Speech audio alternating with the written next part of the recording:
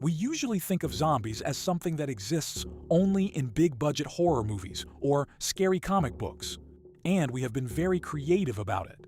From slow-moving to fast-running zombies, mutated ones, and everything in between, we have seen it all. In movies, there are different reasons as to how zombies came about. There are, however, a few similarities. And that's because when you look at the cold, hard facts of biology, the line between fiction and reality is now getting very thin. Nature has already created creatures that can hijack a brain, turn off a personality, and drive a host to its doom. Today, we are going to look at the real science of zombie pathogens to see if a global outbreak could happen.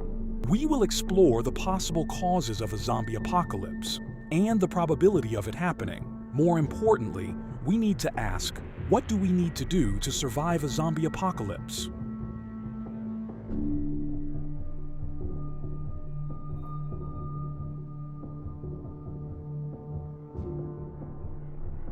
Most people think the modern zombie started with movies in the 1960s, but the idea goes back much further than that.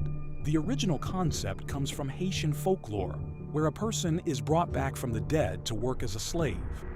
In the 1980s, a Harvard ethnobotanist named Wade Davis traveled to Haiti to find the scientific truth behind these stories. He discovered that zombification was often caused by a powder containing tetrodotoxin, which is a powerful poison found in pufferfish. This toxin would put a person into a state of near death, where their breathing and heartbeat were almost impossible to detect. After they were buried, the zombie maker would dig them up and give them a dose of a plant called Jimson weed. This plant causes intense confusion and memory loss, making the victim easy to control and manipulate for long periods. While this is terrifying, it is a chemical process affecting one person, not a contagious virus that could spread across the globe. To find a real contagious zombie maker, we have to look away from humans and look at the world of insects. There is a fungus called Ophiocordyceps that is often called the zombie ant fungus for a very specific, scary reason. When a spore lands on an ant, it does not just kill it, it actually takes over the ant's entire muscular system. The fungus grows inside the ant's body, but it strangely leaves the brain alone, so the ant stays alive and functional. This is a perfect example of a pathogen overriding the basic survival instincts of a living creature for its own benefit. If a fungus can do this to an ant, we have to ask if something similar could ever happen to a human.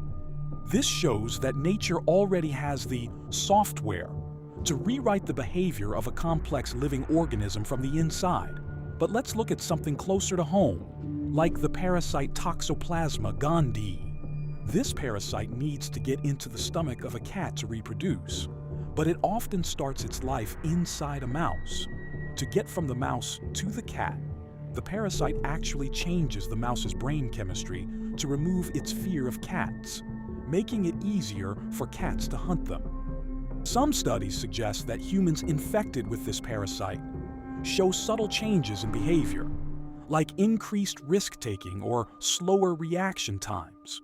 While it does not turn us into zombies, it proves that a microscopic organism can influence human behavior in ways we do not notice.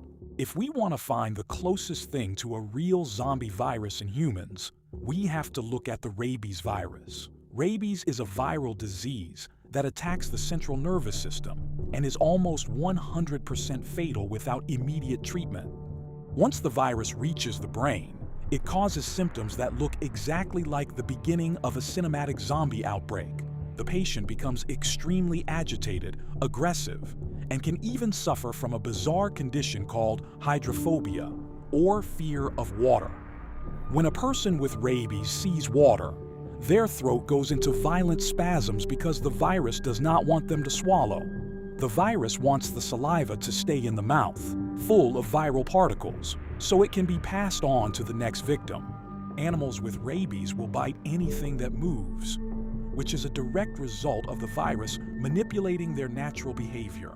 However, rabies has two big problems that prevent it from causing a Hollywood-style apocalypse in the modern world. First, it has a very long incubation period, sometimes taking weeks or even months. Second, it kills the host far too quickly once the symptoms start, leaving very little time for the infected person to spread it. But what if rabies mutated to become airborne? Or what if the incubation time dropped from weeks down to just a few hours? If a virus could spread through a cough like the flu but cause the aggression of rabies, the world would change overnight. To understand how a zombie would actually work, we have to look at the specific parts of the human brain. The most important part for being human is the prefrontal cortex, which is the area right behind your forehead. This part of the brain is responsible for executive function, logic, social behavior, and our ability to control our basic impulses. If a pathogen destroyed the prefrontal cortex, the person would lose their sense of right and wrong and their ability to plan. They would be left with only their most basic, animalistic drives without any of the human filters we use every day.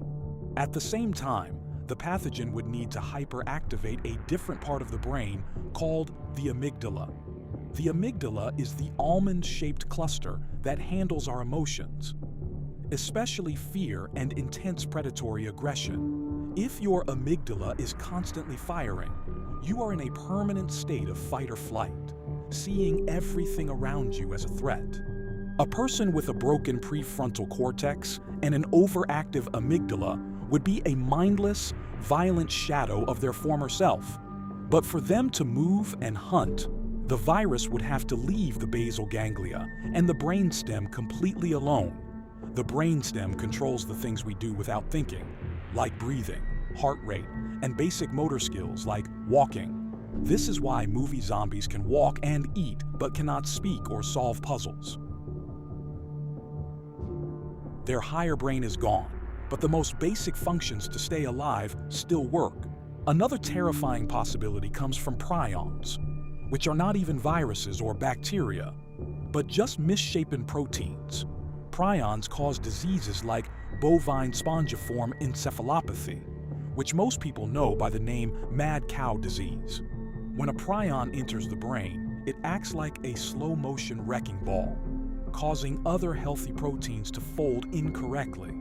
This creates tiny holes in the brain tissue, literally turning the brain into a sponge over a period of many months. In humans, this leads to rapid dementia, loss of muscle control, and sometimes intense hallucinations and personality changes. The scariest thing about prions is that they are nearly impossible to kill because they are not technically alive to begin with. They can survive extreme heat, radiation, and years of being left in the environment without losing their ability to infect. If a new type of prion was discovered that could spread through the air or water, we would have no way to stop it. Now, we have to explore the dark side of modern science, which is the possibility of human-engineered pathogens. With tools like CRISPR, scientists can now edit DNA with the same ease that you might edit a document on your computer. While this technology is used for good, like curing genetic diseases, it also creates the risk of biological weapons, whether purposely or accidentally. A scientist could theoretically take the contagiousness of the common cold and splice it with the brain-rotting power of a prion. This kind of viral hybridization is the ultimate nightmare scenario for epidemiologists and national security experts. If a lab-grown zombie virus was released, it would not have to wait for nature to slowly evolve a new strain. It could be designed to be stable in the air, resistant to current drugs, and have a perfect incubation period for maximum spread. However, there is one major biological wall that a real zombie would eventually hit, and that is the metabolic constraint. In movies, zombies can walk around for years without eating, but in the real world, biology requires constant fuel. A human body needs oxygen, water, and nutrients to keep the muscles moving and the heart pumping. A living zombie would still need to eat to survive, and if they did not, they would starve to death within a few weeks. Their skin would rot, their muscles would tear, and their bones would eventually become too brittle to support their weight. This means a real outbreak would likely be a short, violent spike rather than a permanent change to the planet. To predict how fast such an outbreak would spread, scientists use a number called the R0, or basic reproduction number. This number tells us how many people one infected person is likely to pass the disease to in a normal population. For example, measles has an R0 of about 18, making it one of the most contagious diseases we know about. If a zombie virus only spreads through biting, its R0 would actually be very low compared to something like the flu. Biting is a very inefficient way for a virus to travel because it requires the host to get physically close to a healthy person. A person who is clearly acting like a monster is easy to spot, easy to avoid, and unfortunately, easy to neutralize. The real danger would be the incubation paradox, where people look healthy but are actually carrying the pathogen. If the virus takes 3 days to turn you, you could get on a plane in New York and be in London before you show symptoms. By the time the first person turns in London, they have already spent hours breathing on hundreds of other travelers. This is how modern infrastructure, like airports and subways, acts as a superhighway for any new infectious disease. Despite these natural barriers, governments around the world actually have real plans for unusual neurological outbreaks. The CDC in the United States once released a zombie preparedness guide as a clever way to teach people about real emergencies.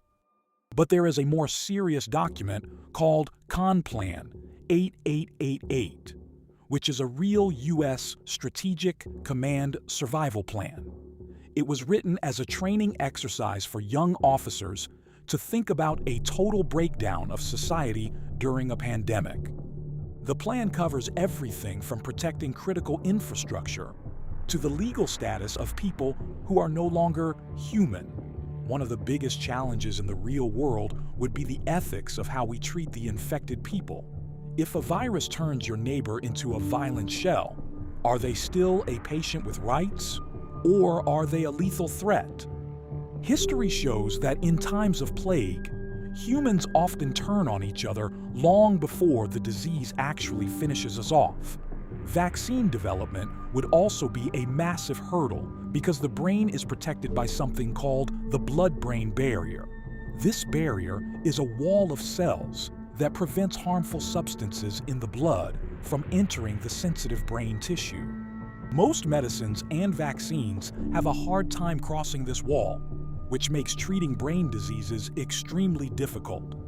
By the time a vaccine was created and tested, the social structure of the world might have already collapsed. So, when we look at all the evidence, what is the final verdict on the possibility of a zombie apocalypse? Biologically speaking, a walking dead creature that can live forever is a complete scientific impossibility. Cells need energy, muscles need repair, and a heart needs to beat to move the blood that carries oxygen to the brain. However, a rage virus or a mind control parasite that turns people into violent, mindless shells is not impossible at all. Nature has already done it to ants, spiders, and rats, and we are just another animal with a complex brain to hijack. The threat of synthetic biology and the mutation of existing viruses like rabies are very real scientific concerns. We probably won't see people rising from their graves, but we could see a new type of pathogen that targets the human mind. Our best defense isn't a bunker full of weapons, but a strong global healthcare system and rapid response teams. We need to be able to identify new neurological symptoms the moment they appear in a remote village or a major city. The next great pandemic might not just make us sneeze, it could target the very things that make us human in the first place. Are zombies the only thing we should worry about? Let's keep asking here at Why on YouTube.